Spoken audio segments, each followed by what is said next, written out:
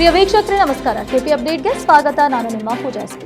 ಮಂಟಾಳ ಠಾಣೆಯ ಅಪರಾಧ ಸಂಖ್ಯೆ 31/2021 ಕಲಂ 15(32)(3) ಕೆಇ ಆಕ್ಟ್ ಇದರಲ್ಲಿ ಆರೋಪಿ ಮಲ್ಲಿಕಾರ್ಜುನ್ ತಂದೆ ಮನೋಹರ್ ಮಡಿವಾಳಪ್ಪ ಪರೀಕ್ಷಾ ರಾಜೇಶ್ವರ್ ಸದ್ಯ ಮಂಟಾಳ್ ತಾಲೂಕಾ ಬಸವ ಕಲ್ಯಾಣದಂತಹ ಆರೋಪಿಯ ವಿರುದ್ಧ ಮಂಟಾಳ್ ಠಾಣೆಯಲ್ಲಿ ಪ್ರಕರಣ ದಾಖಲಾಗಿತ್ತು.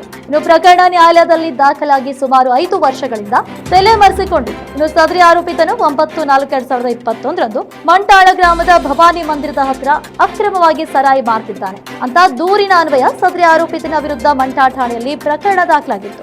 ಸದರಿ ಆರೋಪಿಯು ಮಂಟಾಳ ಗ್ರಾಮಕ್ಕೆ ಬಂದಿದ್ದಾನೆ ಎಂಬ ಖಚಿತ ಮಾಹಿತಿ ಮೇರೆಗೆ ಆತನನ್ನ ಬಂಧಿಸಿದಂತಹ ಮಂಟಾಳ ವೃತ್ತ ಸಿಪಿಐ ಕೃಷ್ಣಕುಮಾರ್ ಇವರ ಮಾರ್ಗದರ್ಶನದಲ್ಲಿ ಹಾಗೂ ಪಿಎಸ್ಐ ಸುವರ್ಣ ಮಲ್ಶೆಟ್ಟಿರವರ ನೇತೃತ್ವದಲ್ಲಿ ಸಿಪಿಸಿ 1879 ಶ್ರೀನಿವಾಸ್ ಪಾಶೆಮೆ ಎಚ್ಸಿ 544 ಸತೀಶ್ ಸಿಂಧೆ ಹಾಗೂ ಅವರ ತಂಡ ಸದರಿ ಆರೋಪಿತನನ್ನ ದಸ್ತಗಿರಿ ಮಾಡಿ ನ್ಯಾಯಾಲಯದ ಮುಂದೆ ಹಾಜರುಪಡಿಸಿದ್ರು.